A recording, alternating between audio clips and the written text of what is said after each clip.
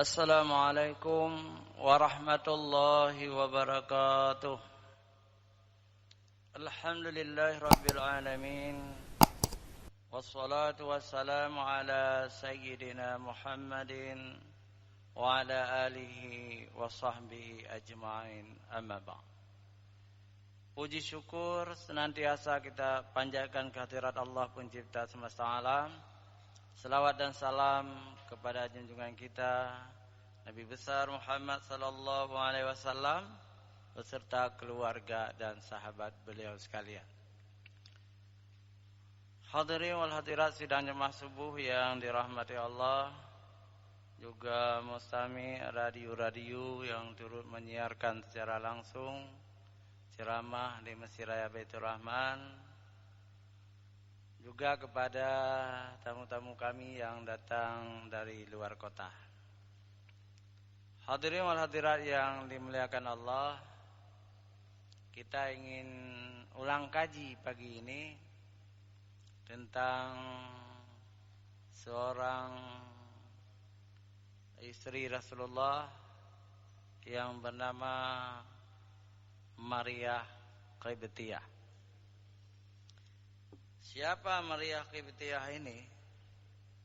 Beliau adalah seorang yang pertama-tama beliau beragama Kristen Koptik, ya. Jadi agamanya Kristen Koptik.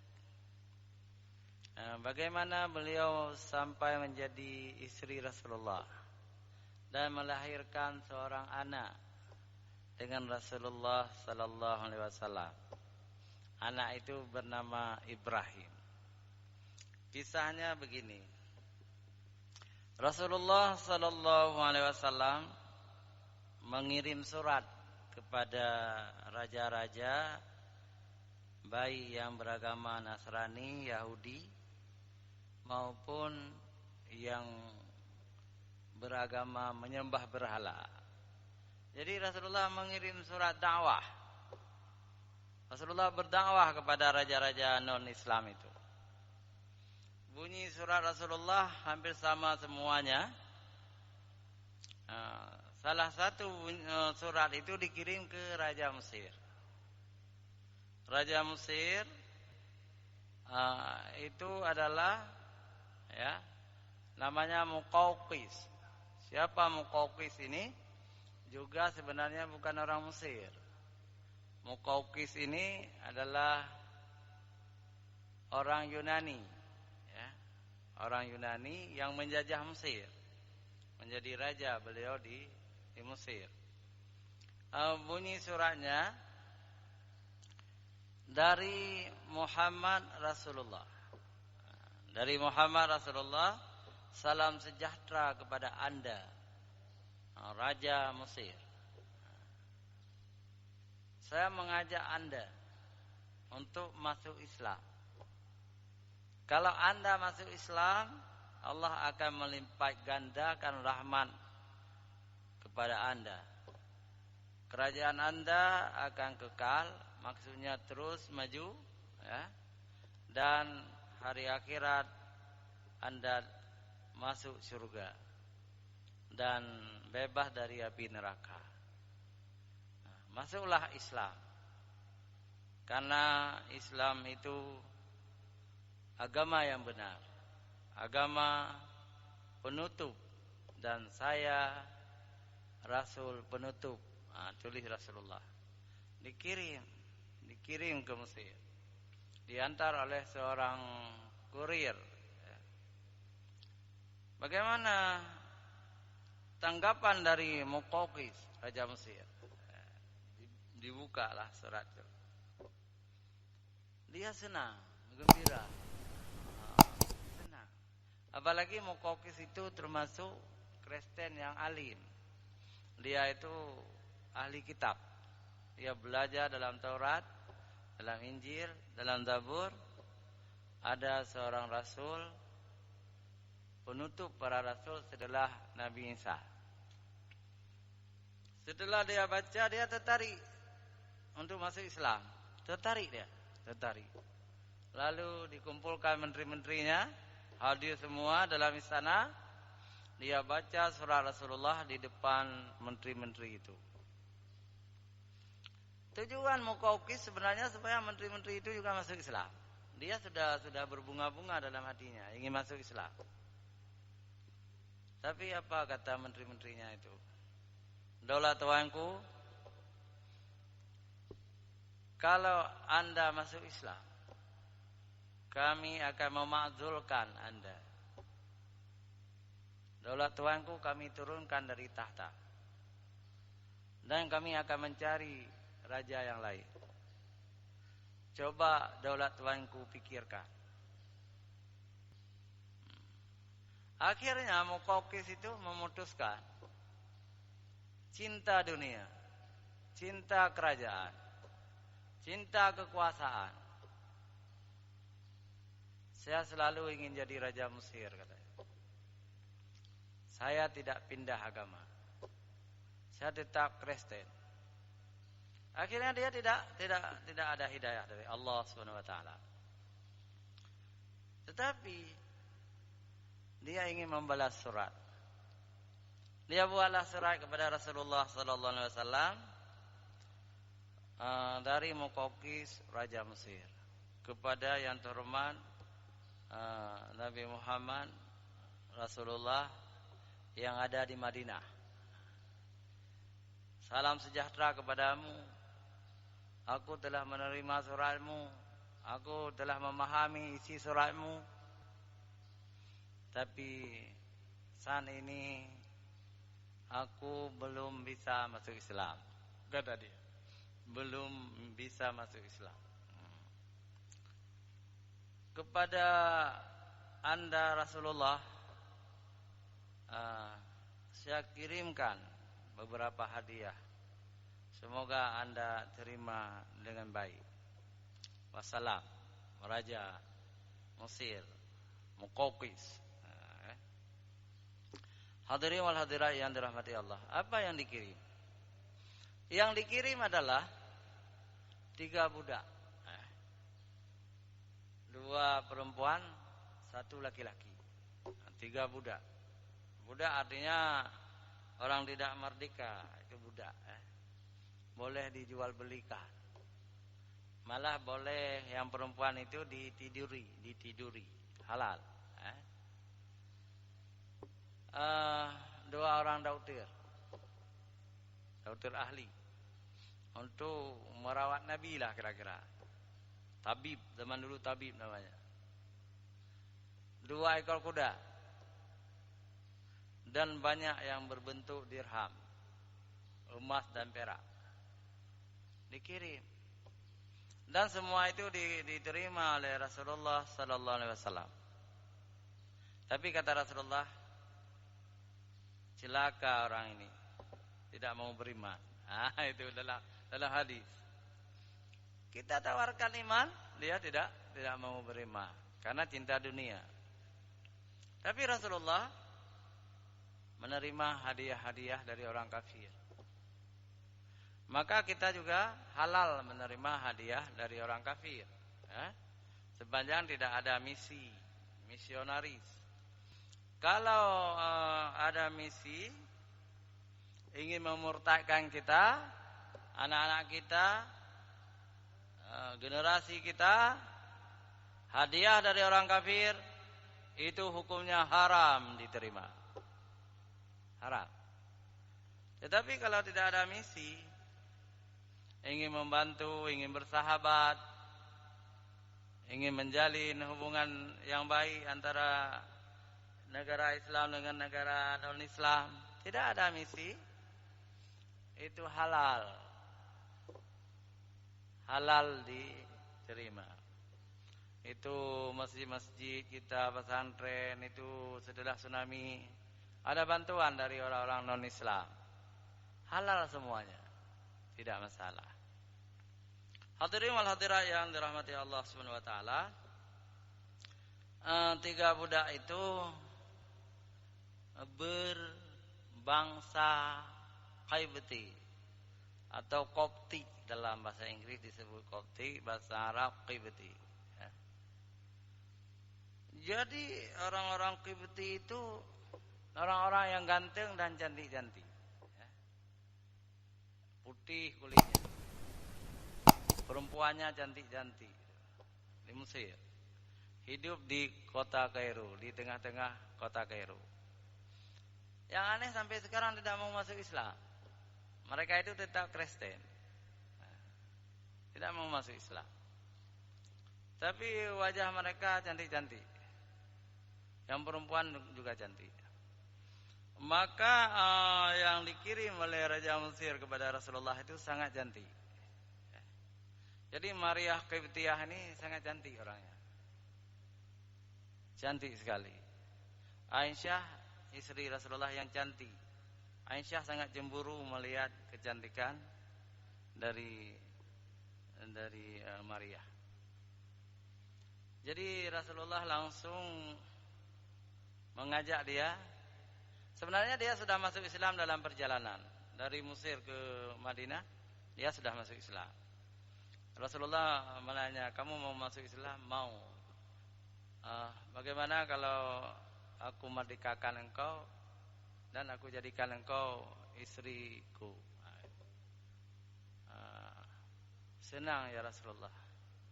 Senang, saya mau. Jadi usianya masih 18 tahun. 18 tahun.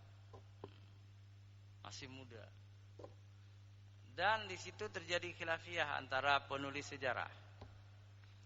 Jadi sebagian sejarawan mengatakan ada dua istri Rasulullah yang perawan. Yang pertama Aisyah, yang kedua Maria Qibtiyah. Tetapi sebagian ahli sejarah mengatakan tidak lagi perawan. Karena Maria Qibtiyah ini adalah budak dari tuannya, dari raja. Mungkin sudah dijima oleh raja. Jadi tidak ada keterangan pasti dan tidak ada peninggalan hadis kepada kita apakah perawan atau tidak. Yang jelas dia sangat cantik dan muda. Jadi Rasulullah langsung memerdekakannya, membayar mahar 400 dirham, ya, dan menjadikan beliau Ummul Mukminin yang ke-10. Ada 13 orang, salah seorang dia, Maria Qibtiyah. Sangat cantik, luar biasa. Jadi ada satu lagi perempuan yang dikirim oleh raja, diberikan kepada sahabat Rasulullah yang bernama Hasan bin Sabit. Hasan bin Sabit ini punyai Rasulullah. Jadi kakaknya dikasih sama Hasan bin Sabit, adiknya diambil oleh Rasulullah sallallahu alaihi wasallam. Ada satu lagi laki-laki, ya, laki-laki. Rupanya laki-laki ini adalah laki-laki yang sudah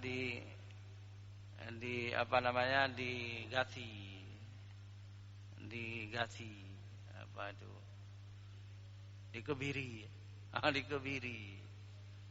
Tidak ada lagi nafsu. Tidak ada lagi nafsu.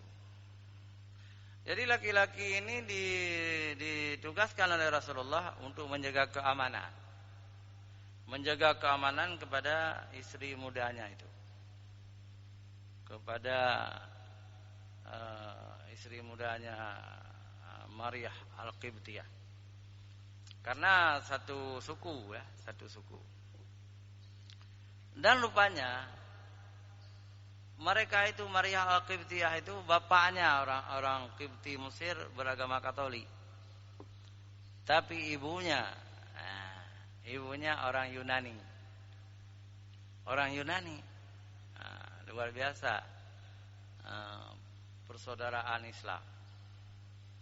Jadi ibu Maria Qibtiyah orang Yunani. Bapaknya orang Qibti yang bernama Syam'un. Maria binti Syam'un. Orang Katolik. Hadirin wal hadirat yang dirahmati Allah Subhanahu wa taala.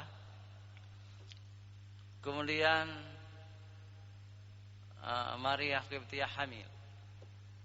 Rasulullah sangat bahagia. Usia Rasulullah sudah 60 tahun. 60 tahun. Tiba-tiba hamil istrinya. Senang sekali. Kenapa senang? Setelah wafat Khadijah, Rasulullah berpoligami sangat banyak. Ya sudah 9 orang. Jadi Maria Qibtiyah yang ke-10. Perawan lagi seperti Aisyah. Tapi satu pun tidak dikarunia oleh Allah hamil. Tidak ada. Padahal masih muda-muda. Hafsah masih 18 tahun. Juwariyah masih 18 tahun. Hafsah banyak yang muda-muda. Walaupun janda semua tapi muda-muda. Yang tua hanya satu orang, Saudah. Yang lain muda-muda semua. Tetapi tidak seorang pun hamil. Maka ketika hamil senang sekali. Maria senang sekali. Rasulullah senang sekali. Tetapi terjadi fitnah. Yang memfitnah itu kaum munafik yang dipimpin oleh Abdullah bin Ubay. Muhammad tuh lihat. Dia kawin banyak. Istrinya berzina dengan orang. Berzina dengan orang Mesir tuh. Mana ada lagi anak? Muhammad itu sudah tua. Tapi kan ada seseorang yang muda itu di rumahnya itu orang Mesir tuh. Nah, namanya Kaburi namanya. Itu Muhammad. Jadi fitnah-fitnah itu terus menjalar ke mana-mana sampai ke telinga Ali bin Abi Thalib. Sayyidina Ali orang yang imannya sempurna. Gak mungkin. Maria gak mungkin sangat taat, beragama, bertakwa. Suaminya Rasulullah tidak mungkin berzina. Dia beritahukan kepada Rasulullah, ya Rasulullah, ada orang-orang munafik di Madinah memfitnah engkau, memfitnah Maria Qibtiyah. Bagaimana kita ambil tindakan? Kata Rasulullah, coba CNDC, yang tabayun. Tanya sama mereka, cari siapa yang menghamilinya. Padahal malaikat sudah memberitahukan. Itu memang anak Rasulullah dan Maria tidak berzina. Rasulullah tahu Maria itu tidak berzina. Diberitahukan oleh sahabatnya Jibril. Tetapi Rasulullah membiarkan Sayyidina Ali untuk mencari ciri-ciri tabayun. Dia pergi dengan sebuah pedang yang tajam. Dia pergi. Pertama, dia tanya, mana Kaburi? Mana lelaki yang dari Mesir itu mana? Rupanya Kaburi itu di pohon kurma dia, sedang memetik pohon kurma. Sayyidina Ali turun gitu. Ketakutannya luar biasa. Karena Sayyidina Ali marah sekali. Dan agak sedikit maaf bahasanya mungkin kurang enak ya. Jatuh melorot kainnya. Melorot kainnya karena ketakutan. Nampaklah auratnya. Dilihat oleh Sayyidina Ali. Dia itu sudah dikebiri sejak dari Mesir. Tetapi ditanya juga oleh Sayyidina Ali, wahai Kaburi, apakah engkau pernah berbuat nista dengan Maria Qibtiyah? Demi Allah, saya tidak. Saya menghormati dia, istri junjungan kita. Saya jaga siang malam untuk tidak diganggu orang. Demi bagaimana Sayyidina, ya Tuan Ali, saya berbuat curang, sedangkan saya sudah dikebiri oleh Tuan saya, tidak berfungsi lagi apa-apa. Jadi Sayyidina Ali pulang, ya Rasulullah, rupanya kaburi itu sudah dikebiri, tidak berbuat apa-apa. Ya, saya lebih duluan tahu, diberitahukan oleh Jibril, kata Rasulullah. Alhamdulillah 9 bulan kemudian lahirlah seorang anak bayi yang sangat luar biasa, laki-laki. Senang sekali Rasulullah, ya. Apalagi 2 anak Rasulullah yang laki-laki dari Khadijah wafat waktu kecil. Ini sudah ada gantinya. Senang sekali Rasulullah. Dan diberi nama Ibrahim. Diambil dari nama nenek moyang Rasulullah, Nabi Ibrahim alaihissalam. Dia Badika. Kita pun boleh sekarang ini mengabadikan nama kakek-kakek kita dulu. Silakan. Malah itu lebih baik. Justru yang jahat, kita Islam, kakek kita Islam, nenek kita Islam, kita buang nama-nama yang baik-baik itu, kita ambil nama kafir. Itu yang buruk sebenarnya. Kan itu yang buruk, ya? Tetapi bapak-bapak muda sekarang, ibu-ibu muda sekarang, terpengaruh dengan televisi, terpengaruh dengan sinetron, nama-nama yang sangat buruk, ya. Nama-nama non-Islam. Saya tidak mau menyebutnya, nanti banyak yang tersinggung dengan itu, ya. Jadi kita anjurkan saja, lebih baik kita ambil nama kakek, nenek indatu kita, nama-nama Islam, ketimbang kita ambil nama Hindu, nama Buddha. Itu lebih baik kita mengambil nama-nama kakek kita. Lihat, Rasulullah memberi nama anaknya Fatimah Ad-Zahra. Itu nama neneknya. Abdul Muthalib itu kakek Nabi, istrinya Fatimah.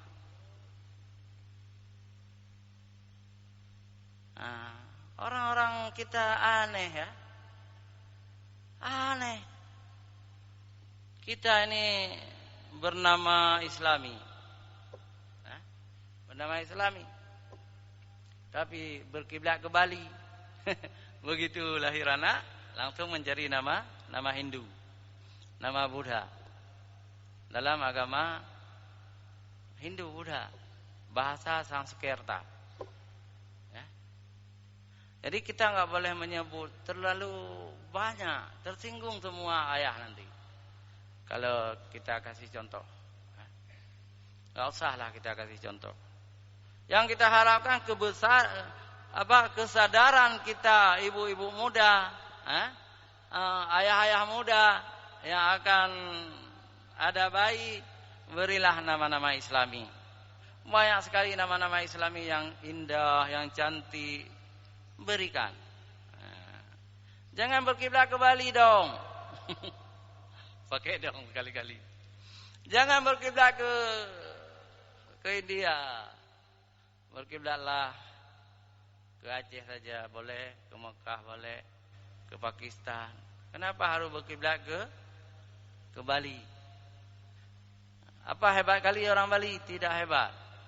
Lebih maju orang Aceh. Saya berkali-kali ke Bali. Orang Bali itu, maaf, tidak cantik, tidak cerdas. Lebih cerdas orang Aceh, lebih cantik orang Aceh.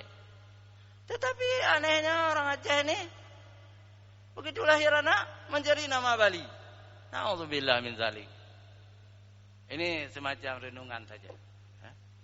Hadirin wal hadirat yang dirahmati Allah, Rasulullah sangat senang kepada Ibrahim, menjadi hiburan bagi beliau. Sudah ada anak laki-laki. Ini rahasia Allah, rahasia Allah. Rasulullah tidak tahu bahwa nanti Ibrahim juga akan meninggal. Tidak tahu. Yang dibayangkan oleh Rasulullah, anak saya akan besar, anak saya akan menjadi pemuda. Tetapi apa yang terjadi? Ketika berusia 18 bulan, Ibrahim sakit, ya, kemudian meninggal dunia. Rasulullah menangis. Datang Umar, Abu Bakar, ya Rasulullah, kenapa engkau menangis? Bukankah engkau melarang kami menangis kalau ada kematian? Kata Rasulullah, orang yang tidak menangis meninggalkan anaknya, hatinya keras. Ya. Saya tidak melarang menangis. Yang saya larang meratap. Meratap tidak boleh. Menangis, keluar air mata, meninggal anak, silakan. Jangan juga meraung-raung besar sekali. Dan di hari meninggal Ibrahim itu, kebetulan catatannya tanggal 1 Januari. Tanggal 1 Januari tahunnya tahun 8 Hijriah. Nanti kita sesuaikan dengan Masehi, saya lupa. Tahun 8 Hijriah. Tanggal 1 Januari meninggal Ibrahim, terjadi gerhana matahari. Orang mengatakan itu meninggal Ibrahim, meninggal anak Rasulullah, maka matahari menangis. Kata Rasulullah, gerhana bulan, gerhana matahari, gempa bumi, itu bukanlah kematian seseorang. Kebetulan saja hari itu gerhana matahari. Hadirin wal hadirat yang dirahmati Allah, hanya sampai di sini, mudah-mudahan berguna bagi kita semua. Hadanallahu wa iyyakum ajma'in. Wassalamualaikum warahmatullahi wabarakatuh.